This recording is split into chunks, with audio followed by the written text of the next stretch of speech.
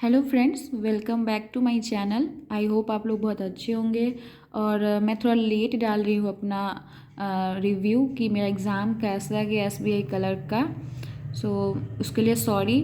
और आप लोग को जीए का क्वेश्चन तो मिल ही गया होगा, टेलीग्राम पे हर जगह तो जीए का क्वेश्चन पता चल ही गया होगा कि क्या क्या जीए का क्वेश्चन आया हुआ था।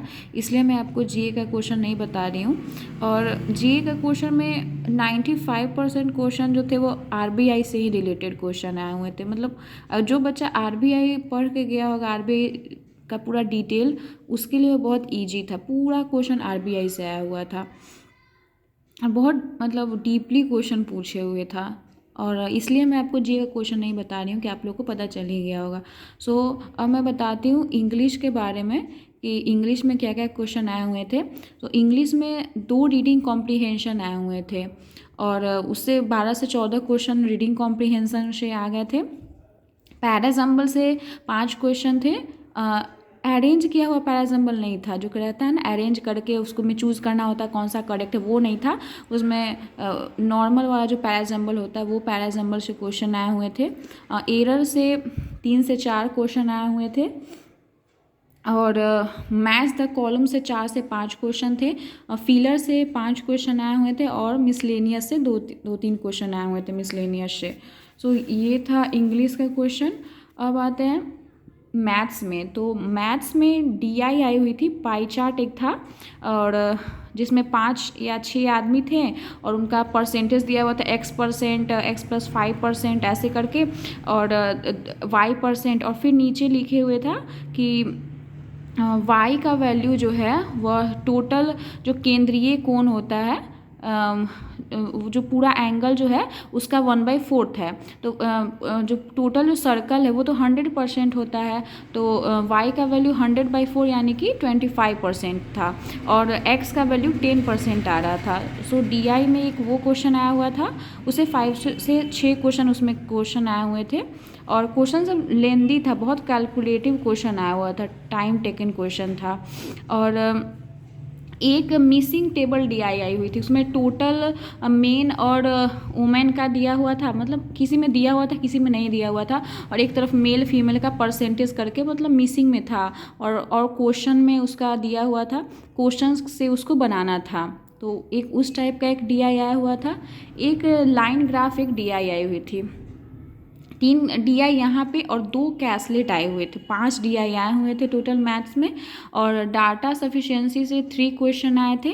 अप्रोक्सीमेशन से 5 क्वेश्चन आए हुए थे और क्वाड्रेटिक में क्वेश्चन जो था वो जो एक 2 उसका रूट दे दिए हुए था और उससे बोल रहा था कि उसका इक्वेशन निकालिए कि उसका क्या इक्वेशन निकलेगा। एक क्वाड्रेटिक से वो क्वेश्चन था और एक क्वेश्चन था कि इक्वेशन दे दिए हुए था और एक और इक्वेशन दोनों को ऐड बोला कि दोनों इक्वेशन को ऐड कीजिए और फिर उसका आप रूट निकाल के उसको मल्टीप्लाई करके बताइए कि इस दोनों रूट का मल्टीप्लिकेशन कितना होगा। तो क्वाड्रेटिक से 2 या 3 क्वेश्चन आए हुए थे और बाकी अर्थमेटिक से क्वेश्चन थे 12 से 14 क्वेश्चन।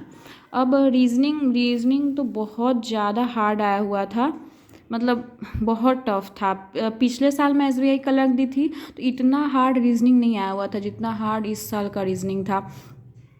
पज़ल तो एक पज़ल था जो टेबल बेस्ड पज़ल आया हुआ था और कुछ मैच का कुछ करके था और एक पज़ल था एज बेस्ड, उसमें एज भी ऐड था, उसमें ब्लड रिलेशन भी ऐड किए हुए था। उस टाइप का एक पज़ल आया हुआ था। एक अरेंजमेंट पज़ल था, उससे 12 से 14 क्वेश्चन टोटल मिला के थे और एक सिटिंग अरेंजमेंट पज़ल था।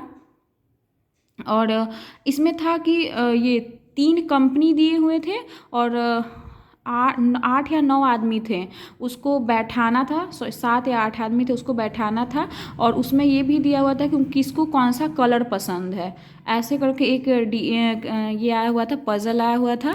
और मिसलेनियस से 5 से 6 क्वेश्चन थे और कोडेड साइलो आया हुआ था। हाँ, कोड दिया हुआ था कि हाँ इसका ये कोड होगा, उससे 3 क्वेश्चन थे। एंड कोडेड डिकोडिंग भी आई हुई थी, उससे 5 क्वेश्चन आए हुए थे। Machine input output number based था, वो क्वेश्चन थोड़ा इजी लगा, वो मैं बनाई थी।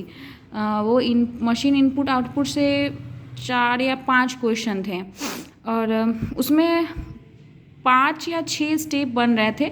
मेरा लास्ट स्टेप मुझे समझ में नहीं आया था। बाकी मैं इसका आंसर, मेरा एक क्वेश्चन उसका छूटा था, बाकी और सब जो स्टेप से क्वेश्चन थे वो मैंने बनाया था।